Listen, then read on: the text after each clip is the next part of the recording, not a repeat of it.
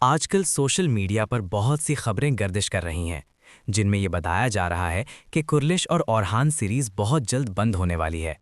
कहा जा रहा है कि इस ड्रामे की रेटिंग काफ़ी नीचे गिर चुकी है और एटीवी चैनल ने सीरीज को बंद करने की वार्निंग भी दे दी है। नाज़रीन कराम, इस हवाले से जितनी भी खबरें हमें मुस्तनिद और ऑफिशियल ज़राए से मौसूल हुई हैं, आज हम उनकी असल हकीकत आपके सामने रखने जा रहे हैं। क्या वाकई कुर्लिश और ओरहान सीरीज बंद होने जा रही है या इसके पीछे कोई और सूरत हाल है?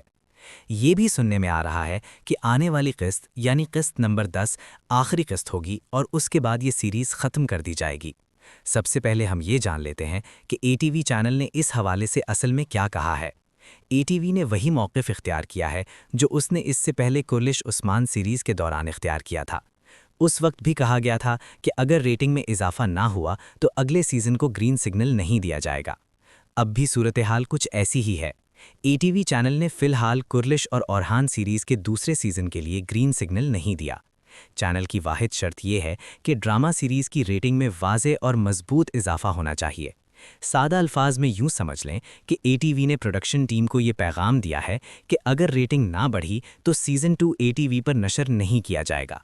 बिल्कुल यही वार्निंग पहले कुर्लिश उस्मान सीरीज़ के सीज़न 6 के दौरान भी दी जा चुकी है।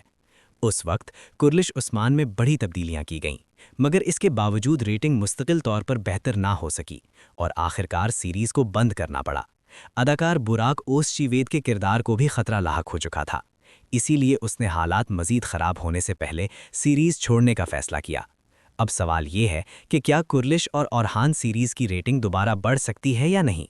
तो इसका जवाब ये है कि अगर प्रोड्यूसर मोहम्मद बोज़दाग अपनी गलतियों को आहिस्ता आहिस्ता दुरुस्त करना शुरू कर दे तो रेटिंग भी आहिस्ता आहिस्ता बेहतर हो सकती है।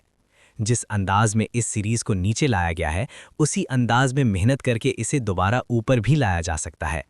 अगर ऐसा हो गया तो एटीवी चैनल भी इस सीरीज़ को अपने चैनल से अलग नहीं करेगा। बहुत से नाजरीन की ख्वाहिश ये भी रही है कि अगर एटीवी इस सीरीज़ को बंद कर दे तो इसे टीआरटी चैनल पर नशर किया जाए, जिस तरह माजी में दिलेरिश अर्तुगरुल जैसी सीरीज़ नशर की गई थीं। लेकिन हकीकत यह है कि कुर्लिश और ओरहान सीरीज़ अच्छी तो है, मगर इतनी मजबूत नहीं जितनी कुर्लिश उस्मान और दिलेरिश अर्तुगरुल हुआ करती थीं।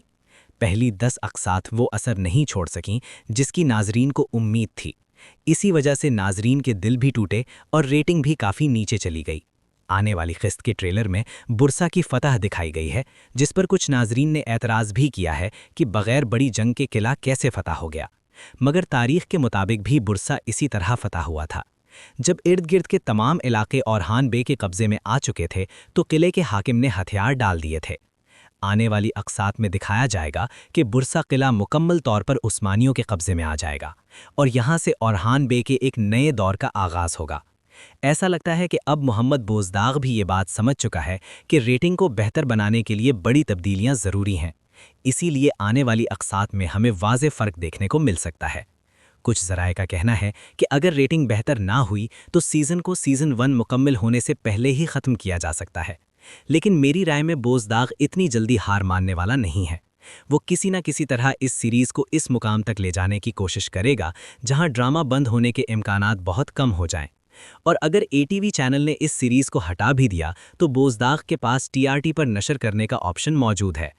अगर ये सीरीज़ टीआरटी पर नशर हो गई तो ना सिर्फ नाजरीन को देखने में ज़्यादा मज़ा आएगा बल्कि रेटिंग भी तेज़ी से बढ़ेगी। अब आप बताएं कि ये वीडियो आपको कैसी लगी। अपनी कीमती राय कमेंट्स में ज़रूर शेयर कीजिएगा। और अगर अभी तक आपने अल्ताफ़ वॉइस चैनल को सब्सक्राइब नहीं किया तो सब्सक्राइब कर दें और बेल आइकॉन को भी प्रेस कर दें। आपकी मोहब्बतों का बहुत ज़्यादा मशकूर हूँ।